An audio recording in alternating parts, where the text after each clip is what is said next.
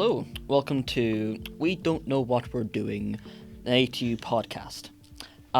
This is our first episode, and I've got our first guest here. Would you like to introduce yourself? Yes, my name is Quinn, and I am a lecturer here in ATU Donegal. So I teach on the Communications with English degree, with a specific focus on creative writing. And then I am also the lecturer responsible for the Communications Learning Centre, which is essentially your in-house academic writing school. So about the writing, how did you get into this? How did I get into writing? That is a long story. So originally I wanted to be an actor. Yes. So I loved everything about acting, and I decided to go and do a degree at Queen's. So I studied English with drama studies. And I was doing a lot of theatre shows at the time.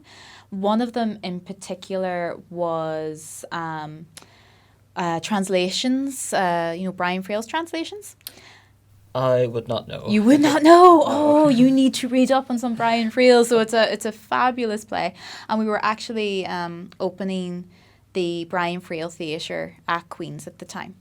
And I was playing the role of Bridget, if I can remember correctly. And while I was there was a writer named Owen McCafferty. So Owen would have written plays like Mickey Bo and Me, or Mojo Mickey Bo. So it's become and it is a film that it was subsequently made after the play. And he has also written a film with Liam Neeson titled Ordinary Love. Are you aware of it? I have seen it, yes.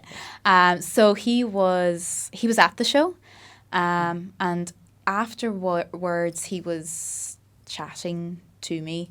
And again, I still had that focus. I wanted to be an actress.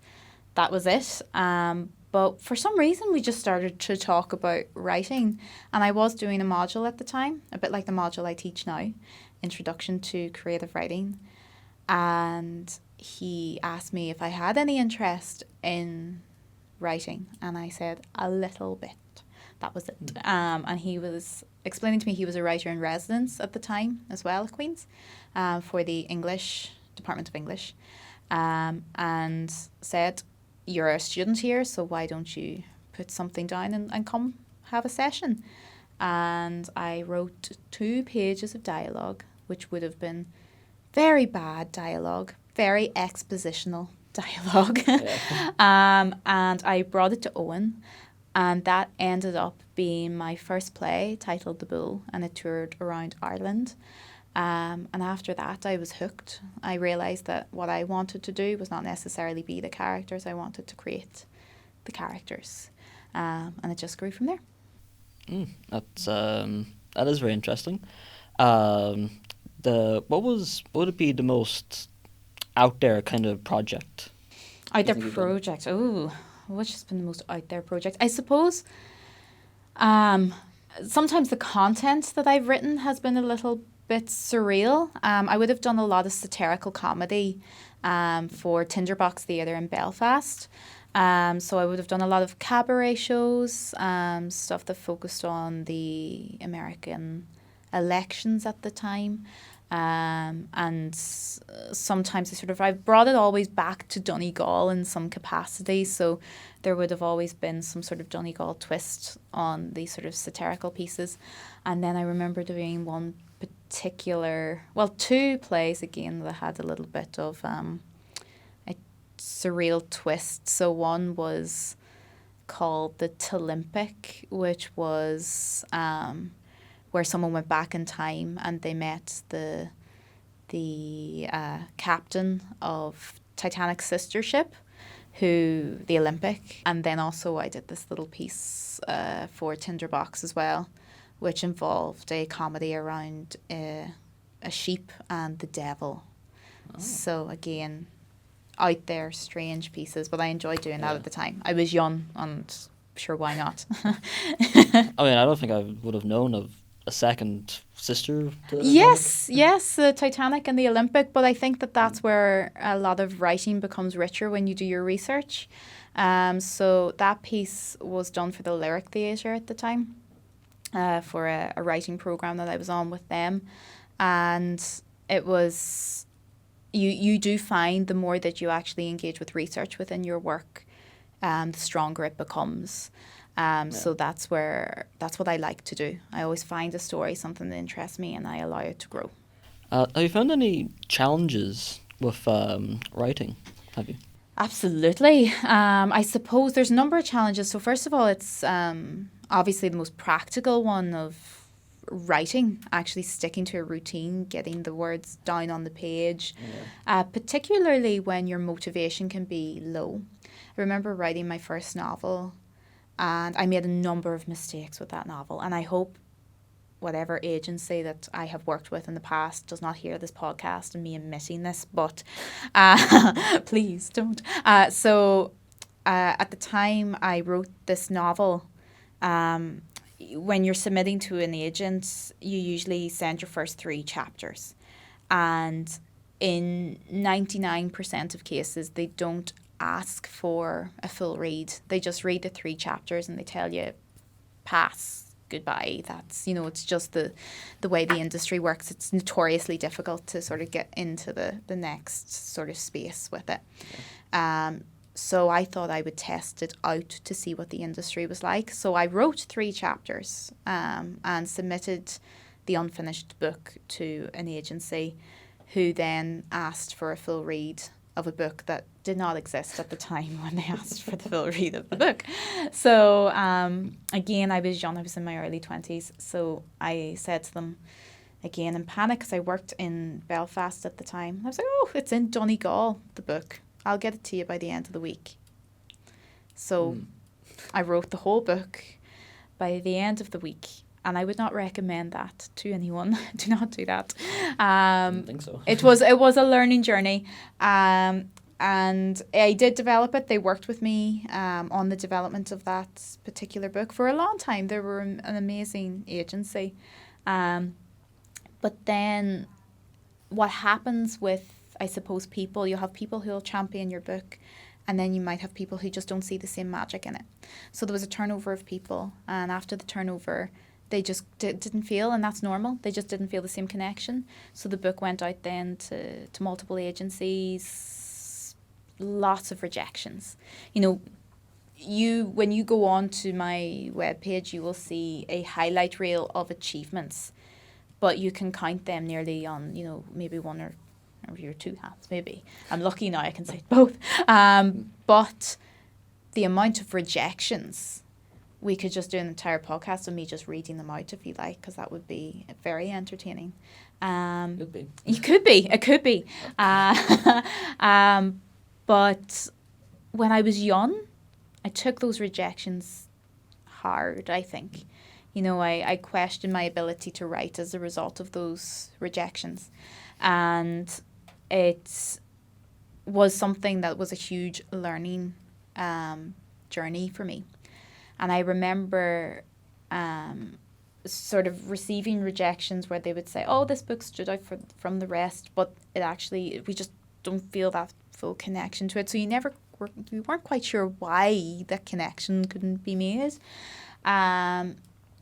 So I remember emailing one of my lecturers at the time, and his name's Ian Sampson. I would very much say that if it wasn't for Ian and Owen, I probably wouldn't be writing. But I remember telling him, I don't think I'm this world of writing's for me. I don't think I can do this anymore. And he sent me a very short email back just saying, Karen, it doesn't matter how hard you're punched. All that matters is that you get right back up again. And if it wasn't for him sending that email, I wouldn't be here talking to you now. So I'd say that process is probably one of the biggest challenges, because you do meet a lot of rejection. Now my viewpoint of rejections are great. So instead of me looking at rejections like, oh, that's personal, it's not actually. They just don't identify with my voice, but there will be others that do, and you would much rather come into contact with the people who like your voice as a writer, rather than the people who just don't feel that connection. So now when I look at rejections, it's like, oh, well, look who rejected me. So some rejections I actually have framed because they're very cool. Yeah, it is. It's cool. Certain people, like, I'm very impressed with who rejected me. Yeah, why not? Like, there's some nice names there. So it's I like the fact they took the time to reject me, you know. Yeah. So and it's a great motivational thing for me. So yeah, no, I think that would be one of the earlier challenges when I was younger. Now, again, my viewpoint has completely changed with that. Then obviously just getting words down on the page, particularly if you've just a lot going on, you know, if you've work, if you've family commitments, etc. Every sentence leads eventually to a film script or a novel, so it doesn't matter. It's just write one sentence a day, it will grow. So that's again another life lesson that I've sort of learned along the way. And yeah, I suppose that would be like the two of the biggest challenges, maybe. And that's a great, I guess that's kind of a great motivation thing there, like writing one sentence a week. Oh yeah. Because if you try like going down and you try to think like too much to write down, and then it kind of clogs you up. Absolutely. But if you just like one thing, it's like I'll leave that till the next day, another, then it kind of like helps your thought process a bit more. Absolutely. Like, I think that, I don't know about you, but if someone said to me, you have to write 85,000 words by, let's say, May, I wouldn't be able to pick up a pen. But if someone said to me, today you're writing 50 words, then I could do that, you know. And it's all about starting small and watching it grow. And then once you are actually lost in the moment and you're with your characters, because for me, characters follow me around on a day-to-day basis. I can't live in a world without being with a character I'm already working with, or seeing a new character that will eventually come to life. So I'm always sort of in that space with them. But it's nice to be able to go back then to the pen and say, right, I'm going to do this in time and grow. And then when you're lost with them, you'll find that you'll write more than 50 words. You might write 500, 1,000 words, maybe 2,000 words in a day if you're really in the moment. But it's not setting yourself unattainable goals, because I think that's where your motivation will start to slip. So we had recently listened to the latest audio you've made, called Shopping All the Way. So what was the thought process in making that? What was the thought process behind that? I suppose now it seems like quite a distant piece now, because I always have things in post-production, I suppose. Then I've got pre-production, and then I've in production, so that's what sort of keeps me going. This one is very post-production now. It was aired last year. So when I started writing that would have been maybe April, May beforehand. So I wasn't even in the season of Christmas to be writing a Christmas piece, because obviously you have to have the script solid ahead of production, ahead of it being shown or for people to listen to it, you know, on BBC. So when I was working with the team, I already have a relationship with them because I had produced Menopause. I had written that for them, I think, which was maybe a year previously.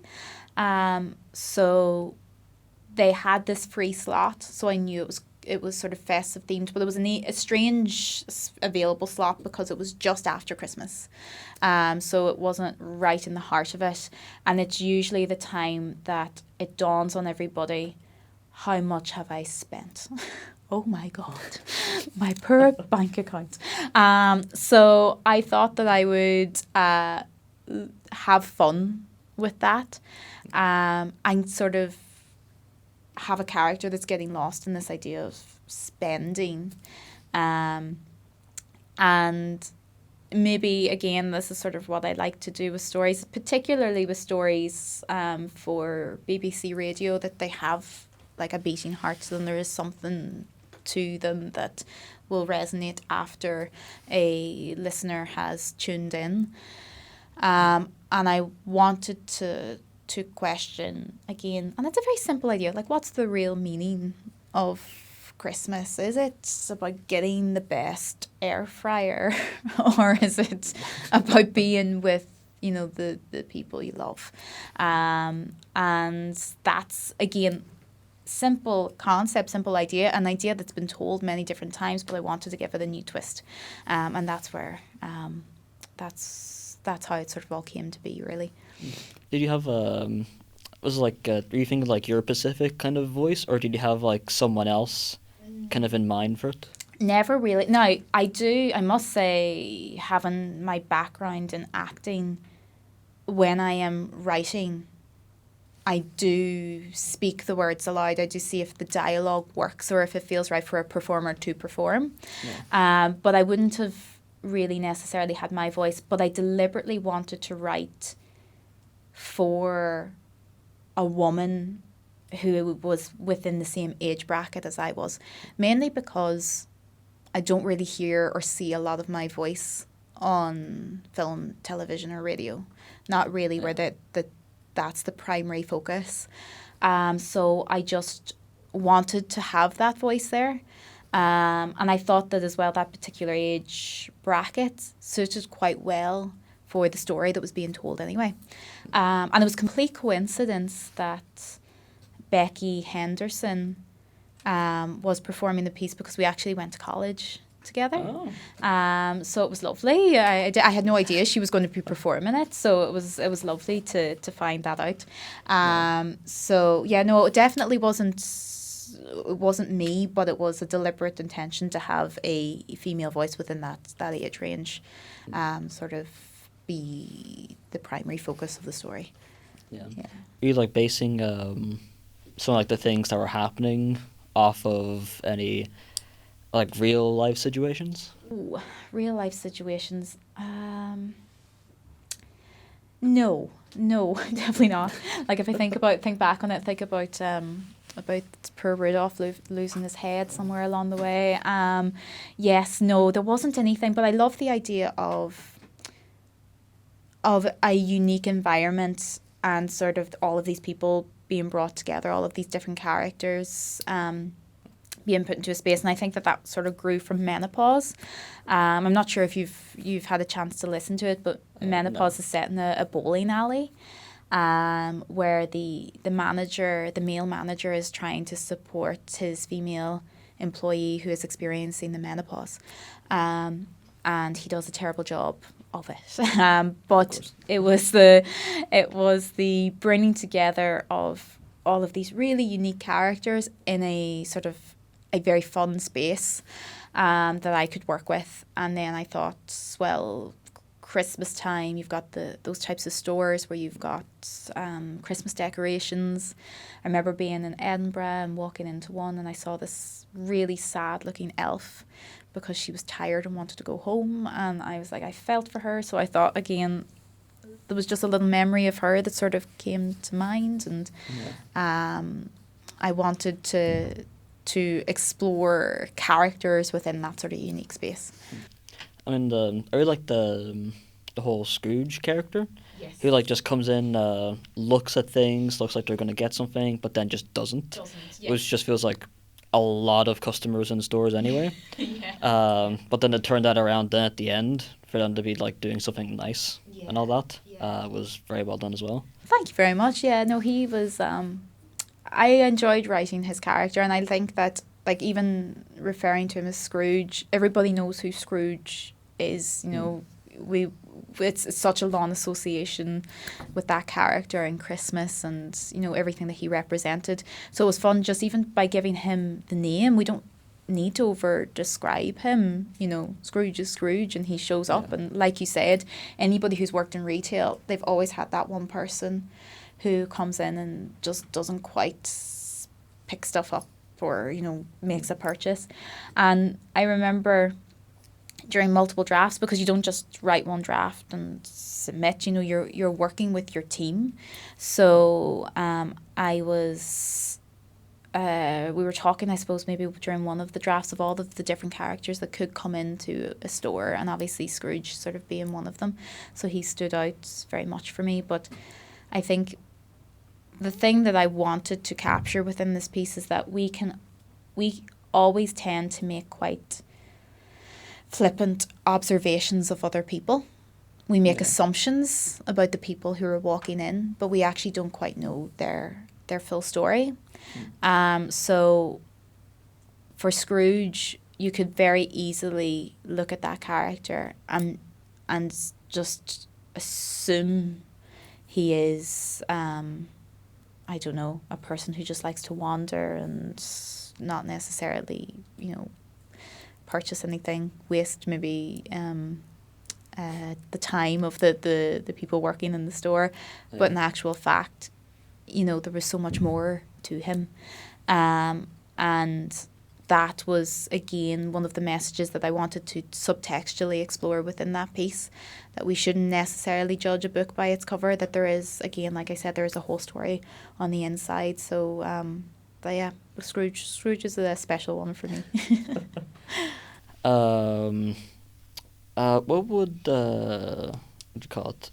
How do you like the start like a writing process? Do you like, in terms of research, like, do you like, let's say, go out to like the countryside and then just have like a breather moment sort of thing, or do you just sit down on computer just searching things for like inspiration? Okay, right. I'll probably give you the most random thing that I've done.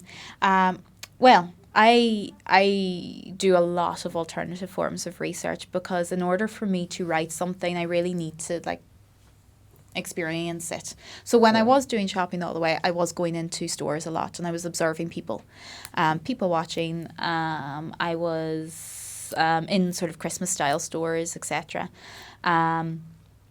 But that would have been as well, because of the timing of it.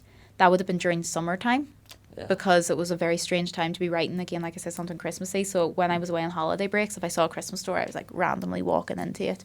And again, I was being like Scrooge, because I had no desire to buy a Christmas bauble in July. Like, so, I'd be out the door again very quickly.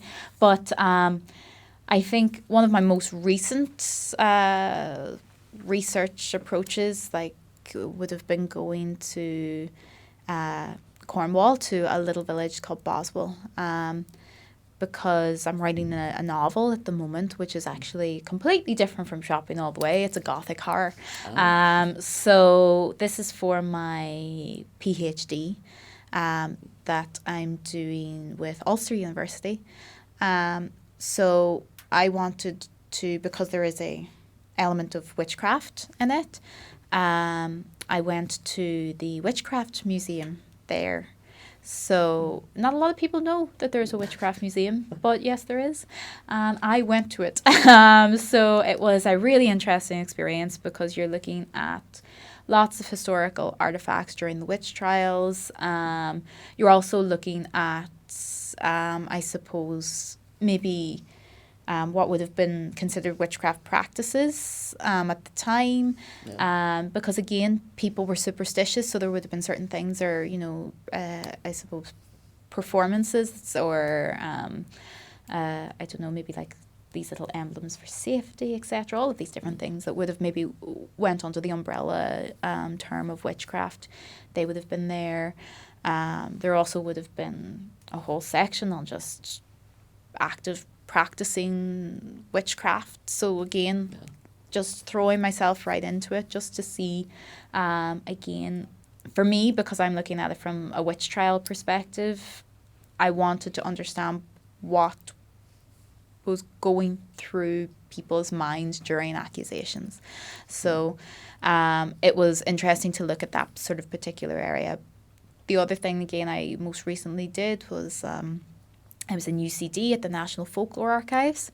So I was going through these giant books, all handwritten, of old folklore stories from different regions. So again, it's those types of things that you'll find that you wouldn't necessarily just be able to Google, that creates a story, something that's just this little pot of gold hidden somewhere beneath the page of that someone has decided to write as in a for, I suppose, a little storytelling capacity, something that they wanted to document that they didn't want to lose. And then it's lovely to be able to find it when nobody's looking, and then create a story out of that. So I do throw myself into lots of different styles of research, but that's what makes it fun as well. That's good. Yeah. Like just going out there, Exactly. just kind of experimenting what you can find. Absolutely. If I was writing about a surfer, I'm going to get on a surfboard. You know, like you're going to you can't write about anything effectively unless you're actually doing the work, doing the research, or you're experiencing it in some capacity. So yeah, it'll make it richer as a result. Yeah. Mm-hmm. Well, I can't really think of anything else to ask. Is there any kind of like advice that you might want to give? Yeah, I suppose if there's anybody listening who wants to be a writer, I suppose, you know, like I said, listen to the words of the great Ian Sampson, and, you know, no matter how many sort of little knocks you experience along the way, just keep doing it, you know, because there's something for writers that you're compelled to put words down on the page. It's more a vocation than it is anything else. So if you feel that desire to tell stories, then keep writing, keep learning, keep developing the craft, and, you know, you will succeed. So that's it. Yeah. All right. Well, thank you. Thank you so much for coming down. Yeah. Super. Brilliant. All right. Yes. Thank you very much. Excellent.